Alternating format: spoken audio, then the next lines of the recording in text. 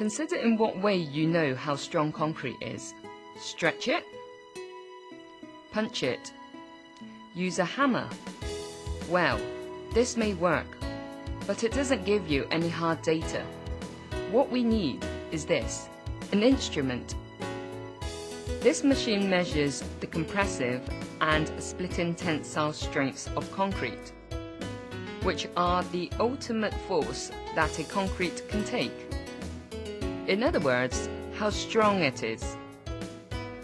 Strength is the most valuable property because it gives an overall picture of the concrete quality. Strength is directly related to composite structure of the hydrated cement paste and aggregates. It is getting harder and harder because solid structure grows with time. Also, strength for concrete is a vital parameter of structural design and data required for in situ compliance test.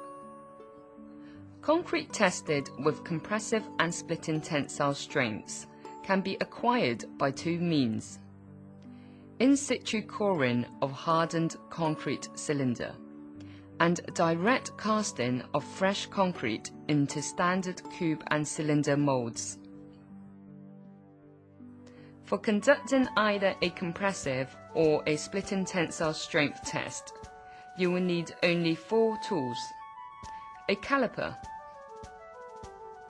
a moist cloth, and a compression testing machine, and auxiliary platens. For compressive strength test, there are 3 steps which must be followed strictly to perform the test. The first step is specimen preparation and positioning. The second step is loading. The last step is assessment of type of failure. The tested specimens can be either cubes or cylinders. Cubes are sized 100 mm or 150 mm, while cylinders can be of 2 sizes. The first is 150 mm diameter, 300 mm long, and the second is 100 mm diameter, 200 mm long. Damaged specimens or specimens which are badly honeycombed should not be tested. Watch carefully now as drones perform each step. 1. The first step is the specimen preparation and positioning. A. Wipe the excessive moisture from the specimen's surface. B. For the test using cylinder, cap the surface of the cylinder to flatten the contact surface. Let the cylinder cool down overnight until the test is carried out on the next day. If the surface is not flat, it may result in stress concentration, which can initiate early failure, resulting in a lower crushing strength. C. For the test using cylinder, use a caliper to measure and record the diameter and length measured to within plus or minus 0.5%. D. For the test using cube, use a caliper to measure and record the length, width, and thickness measured to within plus or minus 0.5%. E. Wipe all testing machine bearing surfaces clean. F. Position the cube or cylinder specimens that the load is applied perpendicularly. And G. If auxiliary platens are used, align the platens with the top and bottom face of the specimen. Also, there are some other requirements about shape, dimension, flatness, perpendicularity, and straightness of specimens specified in standards, but these requirements will be left for the reader's interest. 2. The second step is loading. H. Select a constant rate of loading within the range 0.2 megapascals per second to 1 megapascal per second for compressive strength test. Apply the load to the specimen without shock and increase continuously until no greater load can be sustained. I. Record the maximum load indicated. 3. The last step is assessment of type of failure. J. Observe the failure type of the cube and cylinder. K. If all 4 exposed faces are cracked approximately equally, generally with little damage to faces in contact with the platens, the failure is satisfactory. L. If cracks happen unevenly at the exposed faces, the failure is not satisfactory. Record the failure mode. It indicates a probable fault in platens or in the testing machine.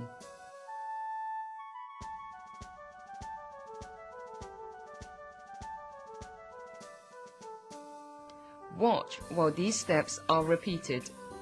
See if you can follow the steps.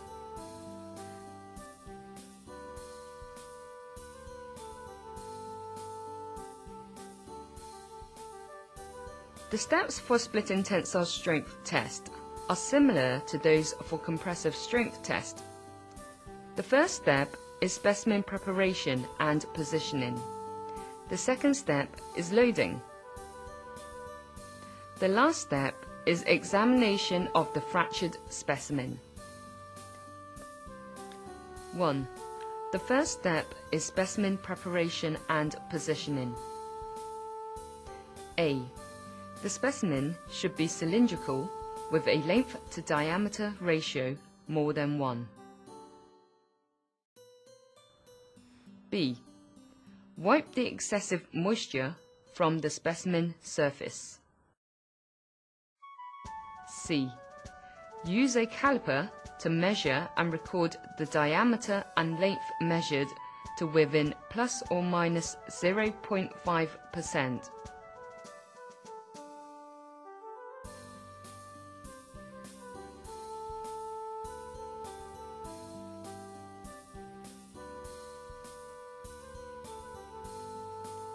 D. Wipe all testing machine bearing surfaces clean. E. Position the cylinder specimens that the load is applied perpendicularly. Center the specimen with respect to the lower platen. And F. If auxiliary platens are used, align the platens with the top and bottom face of the specimen. 2. The second step is loading. G.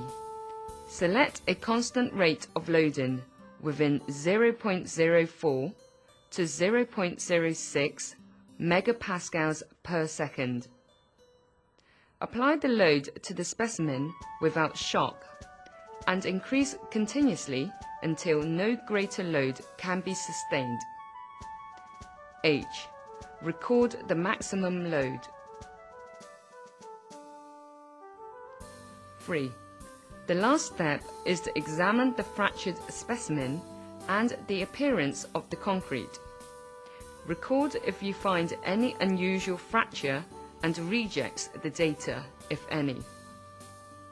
Watch while Jones carries out the test again. See if you can follow each step.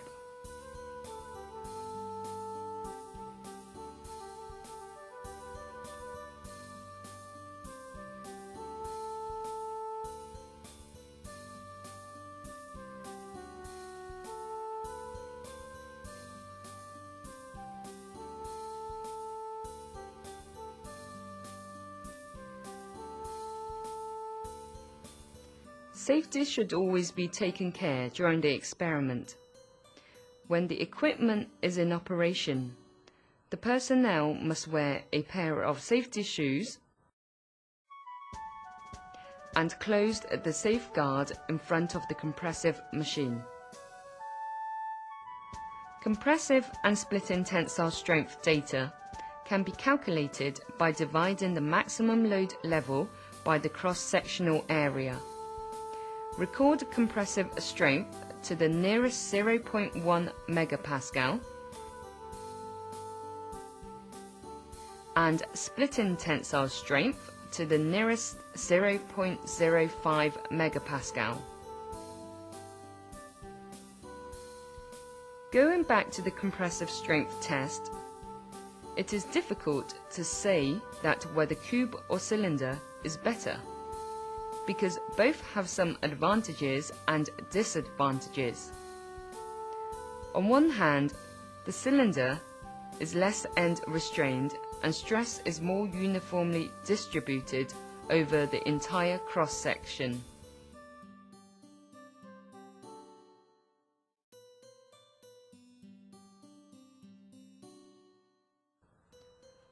For this reason, the cylinder strength is probably closer to the true uniaxial compressive strength of concrete than the cube strength. However, the cube does have a strong advantage because it does not require capping.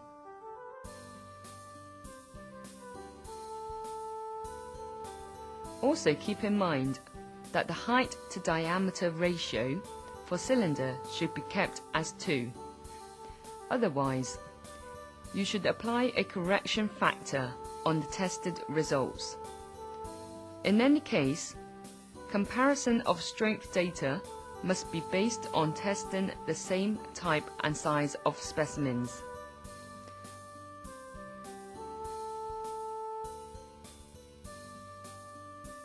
There are numerous factors that affect strength of concrete. For ordinary Portland cement OPC concrete, mixed with natural fine and coarse aggregates, few major factors are age, water to cement ratio, degree of compaction, and curing conditions. First, ages. Strength increases with ages as more cement gets hydrated to calcium silicate hydrates.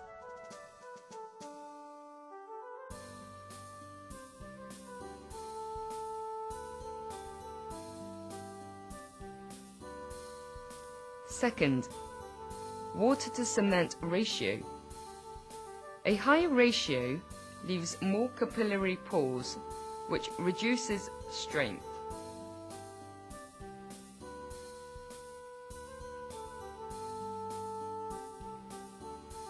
Third, degree of compaction.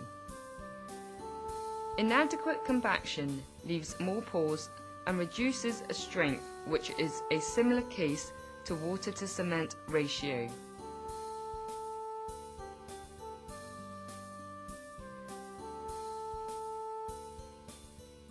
Fourth, curing conditions. The purpose of curing is to keep concrete as nearly wet as possible, so that hydration can continue to gain strength.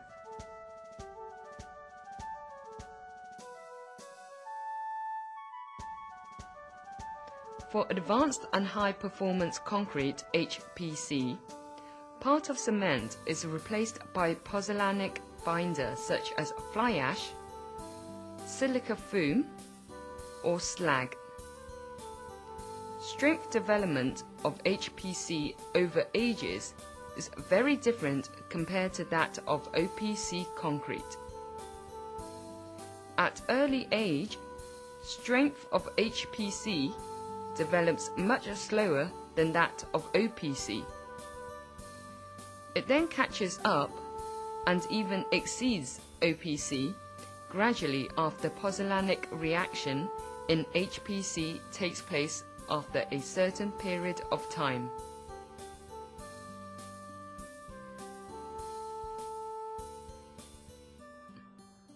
For OPC and HPC concretes, all factors affecting strength stem from the building up of solid structures and elimination of voids and pores.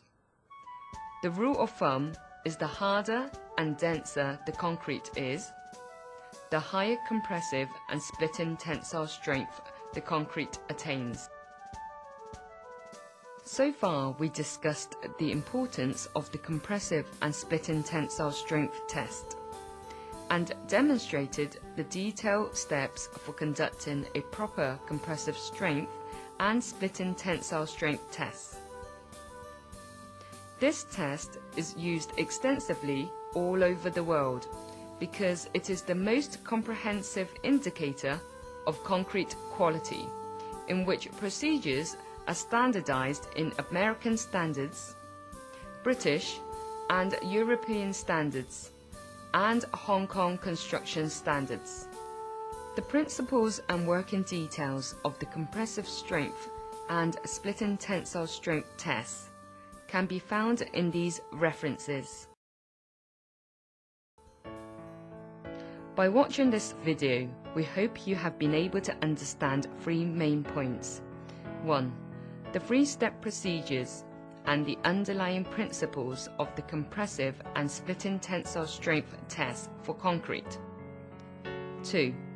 The reasons for carrying out the compressive and splitting tensile strength test for concrete.